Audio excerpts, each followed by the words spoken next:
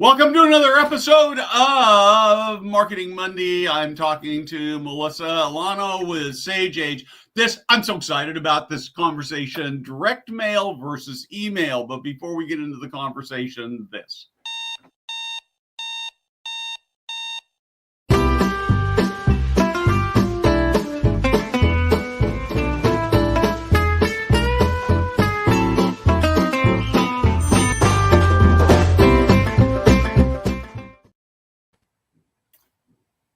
Let's start, Melissa, with a little bit about who you are, a little bit about Sage Age, and then I want to dig into the study that you did that is mostly I kind of give these white paper study things. It's like, oh, yeah, I already knew that. This has got some amazing, amazing stuff. And a little bit later, we're going to talk to you about how you can get access to it. But let's start with who you are and who Sage Age is first. Sure. Thanks. So I am Malissa Illiano, the Vice President of Market Research here at Sage Age. And Sage Age is a marketing, branding, and consulting firm. We operate solely in the senior living industry. We've been around for 40 plus years. So I, head up all the surveys and market research and any of those pieces that we do. Great. And so let's talk a little bit about this survey that you did, this big debate between direct mail and email. Let's start by maybe talking a little bit about it's not necessarily a either or, right? Sure. Yeah, absolutely. So we do a lot of, marketing plans. We have the agency side of our business that does all, the marketing and advertising side of piece. And, as we as a leadership team were talking, one of the things that we're hearing a lot from our clients is, I want to stop doing direct mail. I want to take everything digital. That's where everything is going, and we saw a lot of clients pooling that budget. And, as a leadership team, we sat and, thought just about our own personal situations with receiving mail, receiving emails, our actions and what we do with those. And, our guts were saying, I think it's a mistake. And so I said, well, let's ask and find out. And so that's what kind of started this survey process. Yeah, I mean, it's a really interesting conversation before we get into it, because as we were sort of talking and prepping for this, when you said, well, yeah, you got to think the direct mail is still really important, my immediate response was, no, I just want things by email. But then as we talked, it's like, well, wait a minute. If you were to look at my email inbox, you'd see that I get probably 1,000, I get probably 200 to 300 emails a day. And I guess probably half of those go immediately into either a spam or a junk, or I have a filter that's sort of mostly junk that once in a while I look at mostly, and I never even see those things.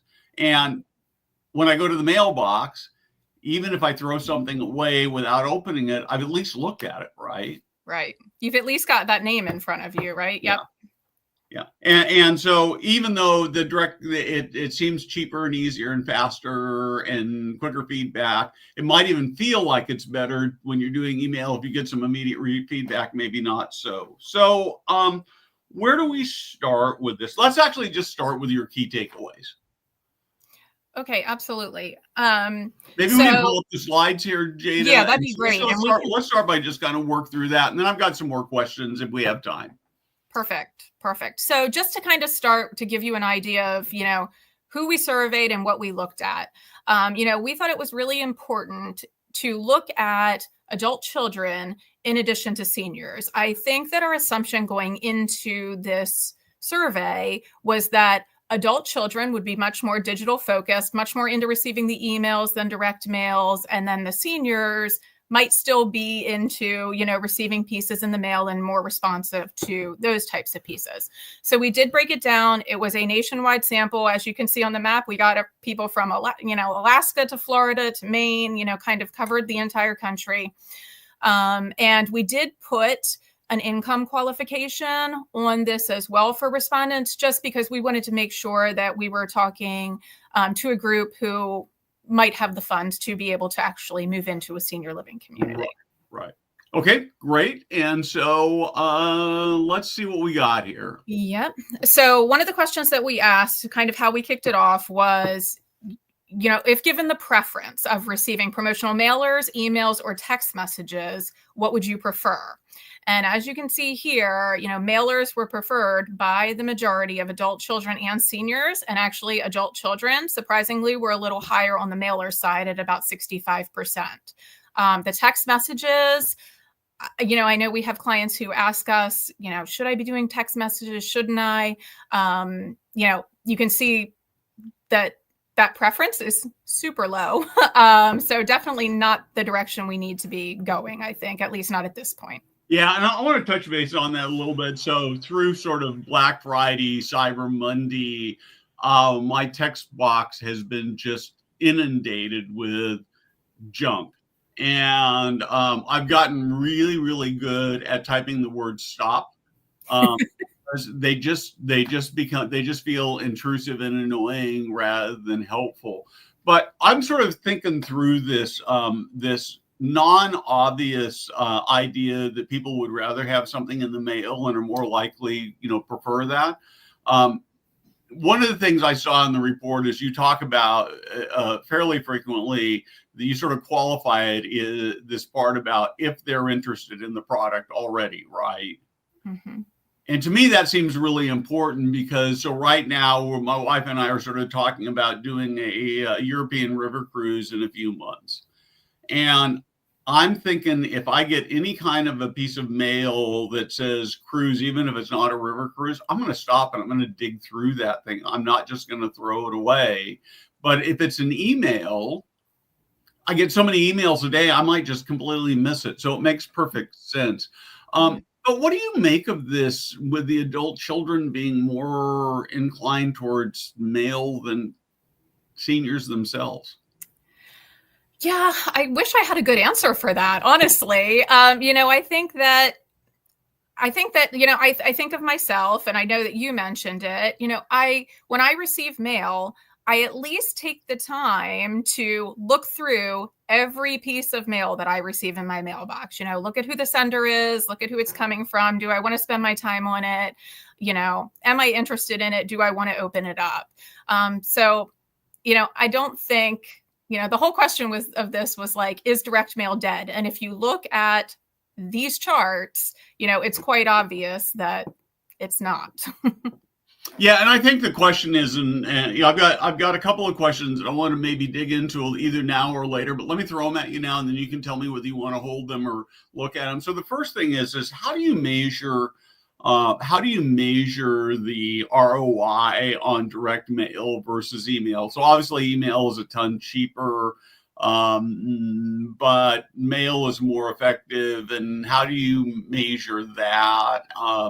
And then the second question I'm actually really curious about, and I know you've got some data on this, is what types of direct mail pieces are more effective than the other?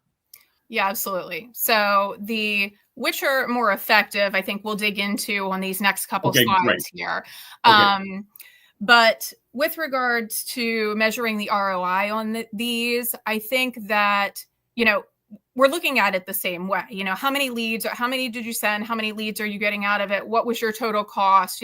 Calculations the same way. And I think obviously looking at the conversion down to your move-ins associated with it. And I think that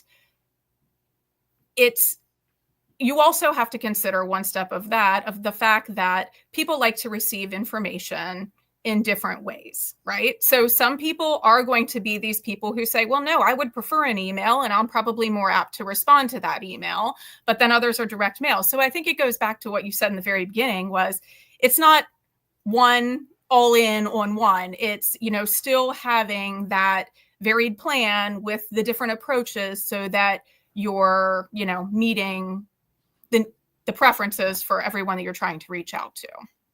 Perfect. Okay, so I want to make sure we're going to make this available. In fact, if you'd like to get this, one of the ways you can do that, where you can go to the Sage Age website, you can find it.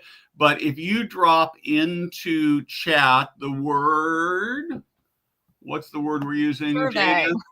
Survey. Thank you. We'll direct message you a link where you can go in and access the report. but just comment the word survey. That will be true while we're live. We'll also monitor the recordings. We know a lot of you will be watching this afterwards. So you just drop the word for survey in and we'll send you a link for it. So, okay, so tell me what we're looking at here. Okay, so this is a comparison of emails and mailers and what adult children and seniors are doing with them when they receive them. So I can just look at this and it's massively different. It is, yes, interestingly enough. And what makes it more interesting is, adult children, if you look at the percentages, a higher percentage of adult children are opening and reading mailers fully, or at least scanning them for information, than emails. When you look down at the seniors, a lot of seniors, when you look at the bottom left there, and I know this is pretty hard to see, but seniors, it seems, when it comes to emails, are opening them based on the subject or the sender. So, they're looking at who it's coming from or what they're interested in. So that's the highest percentage there. But when you look at mailers, they're scanning them for items of interest or glancing at them at least. Not a lot of seniors are saying they're opening and reading them fully. It was only about 10% there versus 55% of adult children. So the statistics are really interesting. Yeah, it's really, so what I'm hearing from you is that you should be mailing, mailing to the children and emailing to the older people, or I don't know. So there's this whole other factor here, which I don't have covered in this, but you'll see if you read the white paper, is there's also a really big trepidation that came across with seniors and technology and emails and the fear of, viruses or, clicking on a link and scams and all that kind of stuff. So I think that when it comes to seniors, that's also kind of an obstacle or a barrier to reaching them with email, even though they, a lot have said, yeah, I'll look at them, I'll scan them, and that may be why that they say I open them or I'll take my actions based on who's sending it, because they're only going to do that from people or senders that they know and trust too. So, yeah, and I would say overall, this is a really good thing. As my viewers and readers likely know, I'm living a senior living journey right now with my stepfather, who's got significant cognitive loss, and he's still on his computer and he's emailing and he's got a significant net worth, and I worry a lot that he's going to click on something that looks legitimate, and the next thing we're going to know is that his investment account and his banking accounts have been drained. We actually have put some protection in, so I'm not so worried about it now because we've taken some steps. But I know that he's also worried about that because he's been warned so much. So this really does make a lot of sense. Okay, let's take a look at the next slide we got here. All right, so this gets into your second. This is fascinating. Yeah, so we have a lot of clients who come to us and say, well, should I be mailing a postcard? Should I be sending a postcard? Should I be sending some kind of foldable piece, something in an envelope? So we wanted to use this opportunity to dig a little further. Again, separated down by adult children and seniors. The first chart there is mail sent in an envelope. So almost 80% of adult children saying, I open all mail that's sent in an envelope, no matter whether I know the sender or not. And the majority, although this one was almost a 50-50 split, but slightly larger percentage of seniors saying that they open all their mail that they receive in an envelope. So, just from that statistic there, it seems like, that's a no-brainer that, envelopes are going to, letters or pieces mailed in an envelope are going to work better. Yep. And then the second one is folded pieces or something that you have to open to view. Same sort of thing for adult children, 70-30 split on those, with 70% saying they'll open it. Seniors, though, it was almost the reverse. So, with that type of piece, only, 37% saying that they would open it to review it. That is really, really fascinating. So, what about postcards? Did you look at postcards at all? We didn't ask specifically about postcards because, that's one of those things that there's really no action associated with it, right? You just kind of look down at it, you see it, and that's it. So and then you throw it away. Yeah. In most cases, probably yes. Yeah. No, that actually makes sense. Next, let's take a look at the. Actually, I want to do you have any data on creating, like, let's say you send something that's weirdly shaped or larger or smaller, any impact on sort of non-traditional? Yeah, so I think that relates back to the last chart that we were out. No, maybe not. Maybe it isn't in here. I did ask a question about unique features, if it looks and feels, if the piece looks and feels different. And it definitely was a higher percentage of, yes, if it looks or feels different than a traditional mail piece, I pay more attention to it. It might even be the slide after this. Okay, good. Yeah. And I think that would be true for a lot of us, right? That this curiosity factor is huge. Okay. Yeah, I think any way you can make yourself stand out in the mailbox, is better too. Yeah. Okay, so more junk mail. Junk mail, right? The idea of junk mail. And where do you feel like you receive more junk mail? Look at that adult children, 92%, just as you and I were talking, everything that goes into spam, the 200 emails a day. So adult children, probably more annoyed by junk mail in their inbox.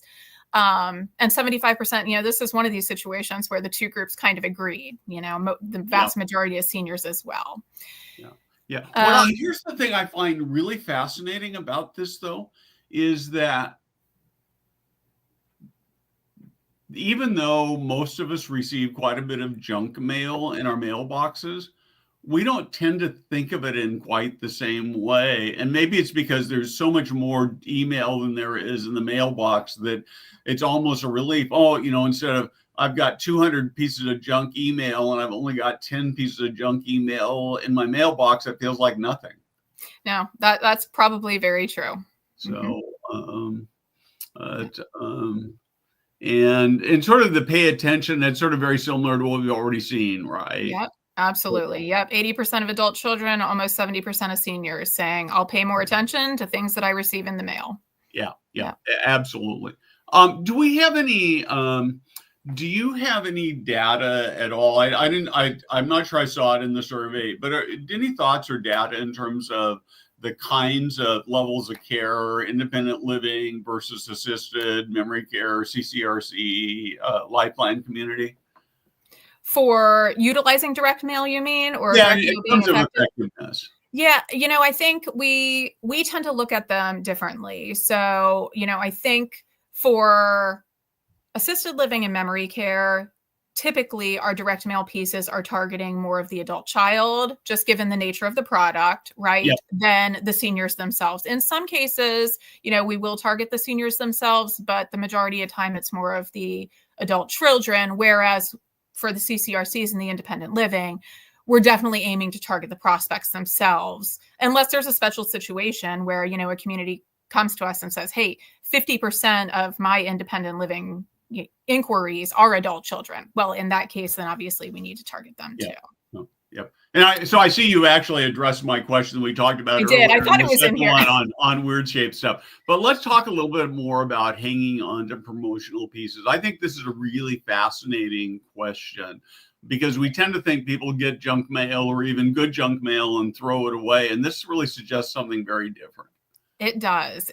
So, most of our direct mail, we're recommending to our clients that your direct mail include some sort of call to action, whether it's attending an event or, something of that nature where they might want to hang on to it for future reference. So this was really important for us to say, are people really doing what we think or hope that they're doing and hanging on to it? And, these stats, 95% of adult children, 78% of seniors saying, yeah, I will hang on to it if I think it's something I might want to reference in the future. So now direct mail is having a shelf life too.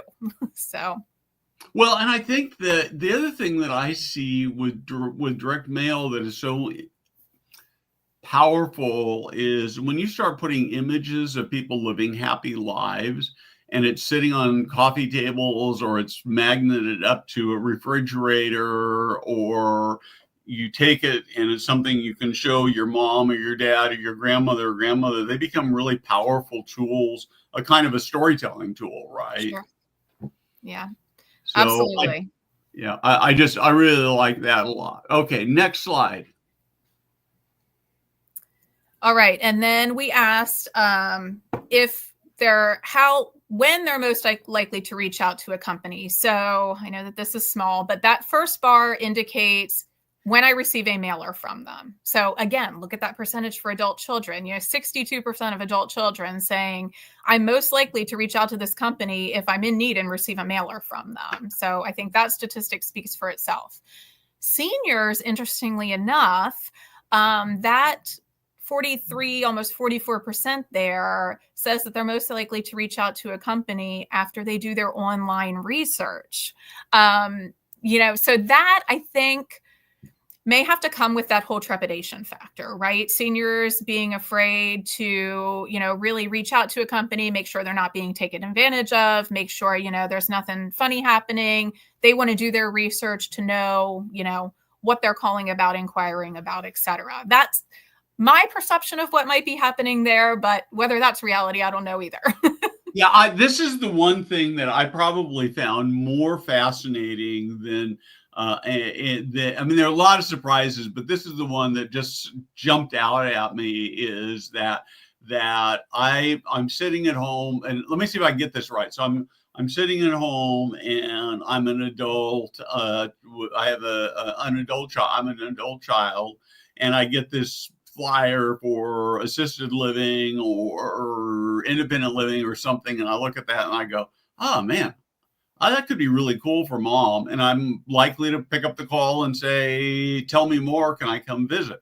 And the senior is going to get that same piece, and they're going to look at that and they're going to say, I better look this up on the internet and make sure it's legit.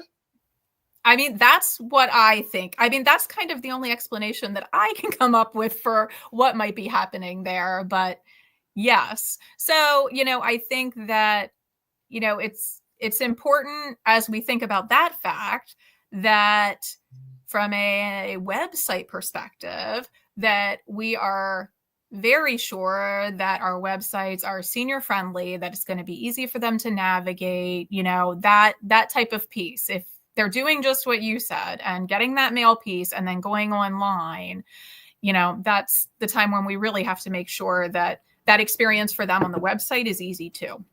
Yeah, what's fascinating, exciting, and a little scary is it means you kind of got to get it all right. So you got to get the website right, you got to get the mailing piece right, you've got to get the email piece right, and maybe even the text messaging if you're going to venture in that direction. So, right. Yeah, I think we got one more slide. We do.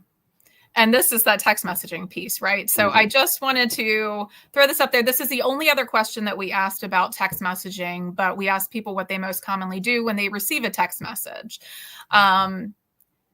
If you look at the adult children, 64% are responding. So, and I think if we looked at even younger age groups, I think that percentage of responding to text messages would go up. So I think that that's something, again, I'm not sure now necessarily, but maybe in, the not so far future, that may be something we need to look at for adult child marketing. But seniors, you can see there 66% saying they delete them, 27% saying they mark them as spam, only about 7% saying they actually respond to them. So definitely not for that senior demographic right now. Yeah, that makes a lot of sense to me. And it sounds like, my guess would be that text is probably better to use after you've established a relationship to warm people up. And I don't know whether you looked at that or whether you have any data on that. I don't have any data on that. Might be a good next phase two of this, but hard to say. Okay, so what's the bottom line verdict here? I mean, I think the bottom line verdict is, like you said in the beginning, you have to make sure that you have a plan for your marketing dollars that is really going to cover all your bases. I wouldn't recommend, based on this data, cutting off your direct mail completely. Keep that in the plan. If you want to reduce it, to concentrate on some more digital efforts and see how that goes, I think that that's fine. But there's obviously a good percentage of adult children and seniors out there who still will, respond to those direct mail efforts. So, do you have any thoughts in terms of how often I should be doing direct mail versus email? What's sort of optimal? Given the fact that we know that you have to typically have, on average, 7 touches until someone actually will pick up the phone and call, we always find that, direct mail, typically we're doing it for a lot of our clients monthly, right? They're having a monthly event, and every month a mailer is going out to support that event as an invitation to that event. If budget only allows for quarterly, I think that that's great too. What I probably wouldn't recommend as much is, one mailer here and, 1 or 2 a year, because you're just not getting that face time that you need, unless that's part of that bigger campaign, right? And you're doing it to support your direct mail, or in the case where you're having one massive community event that, it's an invitation for that going out. So I think you have to look at different situations differently, but obviously the more you can afford to do it, I think the better. Okay. So Annette asked a good question. If you can put that back up, Jada. And this is one of the ones things I had written down to ask you about is, my sense is that targeting is easier with direct mail than it is with email. And how do you talk to me about the targeting and how you figure out who to send these marketing materials to? Yeah. So to answer the question that was just on the screen, how to know if someone is an adult child. So there are a lot of specialty types of mail lists that you can get now that, are actually adult child connecting lists. So you can identify a qualified senior, just like you would for your typical, senior prospect mailing list, right? You put the age, income, net worth qualifications if you want to apply. But what these connector lists do is actually identify the corresponding adult children of those qualified seniors. So, I know a lot of times when, you want to target adult children, it's easy to just say, okay, they're age 45 to 64 and they make $150,000 a year. And you're picking all these obscure qualifications for them without actually knowing, do they have a parent, who could move into our community? So those types of lists, those senior connector, or sometimes called family ties lists, do a really good job for when you want to reach those adult children. And so actually one more question. Where does AI play into this, if at all? Yeah, that's a great question. I know. I didn't prep you for that one. No, AI is a big question mark out there, right? I'm sure I don't have any sort of idea of how that might affect this particularly, but I'm sure it will someday. I'm sure that there's going to be a point in time where, it's really, we're just going to be able to target, exactly who we want to target using AI versus kind of some of the assumptions that go into it right now. Got you. And so I'm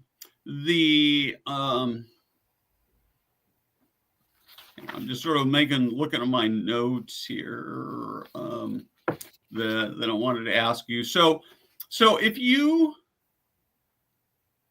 if budget were no option, 1 a month, direct mail, and how much email? 1 a month to support it, maybe. Okay. 2. Yeah, I definitely think that you kind of have to have an even-keeled campaign to be able to reach people in different ways. Okay. And can I find the same kind of targeted email list that I can for direct mail? You can, rent, purchase, email lists, applying that same type of qualifications, anything that you would want to apply, because they're all coming from the same databases out there, right? So Okay. any types of qualifications that you would put on a mail list, you can apply to email lists as well. Yes. And then what kinds of calls to action do you find are most effective? We typically find events are most effective for generating that conversion and, getting those inquiries. Sometimes incentives work well. It depends on the situation and, your target audience and even sometimes your market. We find that sometimes that works better in certain markets than the other. It's really just about kind of trying some different things in your market and really figuring out what sticks. Great. But by far, most of our clients utilize events for call to action. Okay. And are there any particular types of events that seem to work better than others? That's a great question, but it's so market specific and product specific sometimes too. Yeah. Perfect. Are there ways, I guess sort of the last question that we've talked a little bit about the concern about scams. Are there ways with either emails or direct mail where you can sort of help relieve that anxiety and make it more likely to be more effective? You have any thoughts on that? I don't know the answer to that. I think that being, presenting yourself in an honest way, or not trying to, and maybe the incentives, things like that might come off salesy or, kind of that used car salesman, if you will, right? You got to make sure that your direct mail piece or your emails, aren't coming out off in that way. I think that educational type of pieces where you're trying to help that journey, right? You're trying to provide them with resources, positioning yourself or your community to be that resource for people so that, it isn't just, oh yeah, they're just trying to sell me something, that makes a lot of sense. The idea that I'm here to help you rather than I'm just here to sell you something. So I'm here to help you. I'm here to answer questions for you. And maybe we have a solution and maybe we don't.